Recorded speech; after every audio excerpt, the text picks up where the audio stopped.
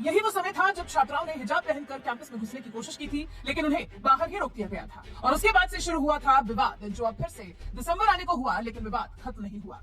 हालांकि supreme court तक मामला पहुंचा था, लेकिन वहां पर भी दोनों जजों के बीच में हिजाब पहनने या नहीं पहनने को लेकर मतभेद हो गया। ऐसे में दूसरी बेंच को केस ट्रांसफर करने की बात सामने आ रही है। इसी बीच में मौका मिल गया एआईएमआईएम मुखिया असदुद्दीन ओवैसी को फिर एक बार अपनी भावनाओं को उजागर करने का, व्यक्त करने का कि उनके मन में कौन सा ख्वाब पल रहा है, कौन सा सपना है जो उन्होंने भारत के लिए देखा हुआ है, मुस्लिम समुदाय के लिए कौन सा सबसे ऊंचा पद ओवैसी ने सोचा हुआ है। ओवैसी ने हिजाब का विरोध करने वालों पर तीखी टिप्पणी की है। कहा है, जब मैं कहता हूं मेरा ख्वाब है कि एक दिन इस एक हिजाब पहनने वाली लड़की इस देश की पीएम बनेगी, तो ये सुनकर लोगों के पेट में दर्द होने लगता है।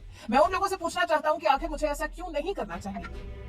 ये मेरा सपना है, तो इसमें गलत क्या है? आप भी देख लेना, हिजाब पहनने वाली लड़की इस देश की पीएम जरूर बनेगी। ओवैसी ने यह भी कहा, जिनके पेट में ये सुनकर दर्द होता है वो कहते हैं कि किसी को हिजाब नहीं पहनना चाहिए, तो मैं पूछता हूँ फिर क्या पहनना चाहिए? बिकनी आप शौक से पहन सकते हैं, आपको ये पहनने का अधिकार है, लेकिन आप ये क्यों चाहते हैं कि मेरी बेटियां हिजाब ना पहने और मैं दाढ़ी कटवा दूं? ओवैसी यही नहीं रुके, उन्होंने ये भी कहा, अगर कोई मुस्लिम युवती हिजाब पहनती है तो इसका मतलब ये नहीं कि उसकी बौद्धिकता में कोई कमी है। हम पर आरोप लगाया जा रहा है कि लड़कियों पर हिजाब पहनने का हम दबाव डाल रहे हैं। आखिर आज के दौर में कौन किससे डरता है?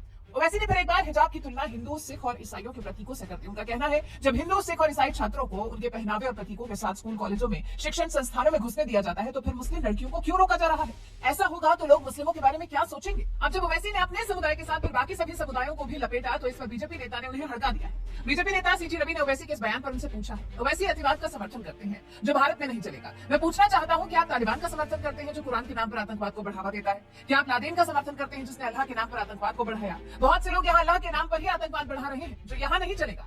बीजेपी नेता के अलावा और भी कई लोगों ने सोशल मीडिया पर ओवैसी के बयान पर तीखी प्रतिक्रिया दी है। मिस्टर सिन्हा नाम के यूजर ने एक मुस्लिम शख्स की तस्वीर साझा की है, जिसकी शायद कुछ महीनों की बच्ची को हिजाब पहनाया हुआ है, और कमेंट करते हुए लिखा गया है, हिजाब is choice. Sanjay ji views ने लिखा, कौन से बुजुर्ग ने कुर्बानी दी थी, नाम बताइए। क्या उस बुजुर्ग ने पाकिस्तान को बनाने के खिलाफ भी वोट दिया था? अमित कटारिया ने लिखा, उन्हीं पूर्वजों ने देश के 2 हिस्से भी करा दिए और अब फिर से तैयारी कर रहे हैं नया इस्लामिक देश बनाने की। इंडिया नाम के यूजर ने लिखा, तुम्हारे जिन बुजुर्गों ने कुर्बानी दी थी उसके बदले पाकिस्तान और बांग्लादेश भी ले लिया था, आज कहा जा रहा है हमें शरिया चाहिए। प्रकाश चंद्र ने लिखा, अगर हिजाब पहनना व्यक्तिगत चॉइस है, तो क्या भविष्य में महिला सुप्रीम कोर्ट की जज, महिला वकील, महिला पुलिस, महिला सांसद, महिला विधायक, भारतीय सेना की महिला सैनिक भी बुर्कादारी बनेंगी?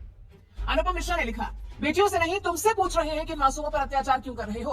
तो कुछ इस तरह से ओवैसी के कहे एक शब्द पर उन्हें विरोध का सामना करना पड़ा। वैसे आपको बता दें, कर्नाटक का जो हिजाब विवाद था उसका अंत होना ही था कि सुनवाई कर रही बेंच की दोनों जजों की विचारधारा अलग हो गई, जिस वजह से फैसला नहीं हो सका। अब किसी दूसरी बेंच को मामला सौंपा जाएगा, उसके बाद फिर मामले में फैसला किया जाएगा। गुरुवार को अपना फैसला सुनाते हुए जस्टिस हेमंत गुप्ता ने पहले अपना फैसला पढ़ा और कहा कि वो कर्नाटक हाईकोर्ट के फैसले के खिलाफ याचिका को खारिज कर रहे हैं। वहीं जस्टिस सुधांशु धूलिया की राय अलग थी, उन्होंने कर्नाटक हाईकोर्ट के फैसले को खारिज कर दिया। साथ ही उन्होंने सरकारी आदेश भी खारिज कर दिए जिसमें शिक्षण संस्थानों में हिजाब पहनने पर रोक लगाई गई थी। जस्टिस सुधांशु ने कहा, कर्नाटक हाईकोर्ट ने गलत रास्ता अपनाया और हिजाब पहनना अंततः पसंद का मामला है, इसमें कम या ज्यादा कुछ नहीं है। अब जब सुप्रीम कोर्ट के 2 जजों के बीच इस मुद्दे पर सहमति नहीं बन पाई, तो एक तरह से ओवैसी को तो मौका मिल गया जिसे उन्हें बुलाना ही था। वैसे आप ओवैसी के बयान पर क्या कुछ कहना चाहेंगे? जिस तरह से हिजाब पहनने को लेकर ओवैसी तर्क वितर्क कर रहे हैं, उस पर आपके विचार हमें कमेंट कर जरूर बताएं।